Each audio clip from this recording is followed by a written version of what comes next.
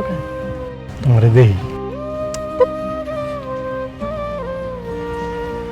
এমনি বারবার ডাকলে মানুষ আমার দেহে ফেলাইব না। দেখলে দেখো, আমার কি? তোমার কি মানে?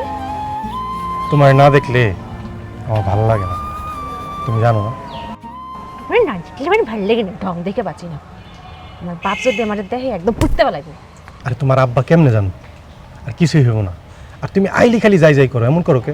একটু থাকো না। তোমার বোঝার ক্ষমতা এখনো হয়েছে না। গেলাম।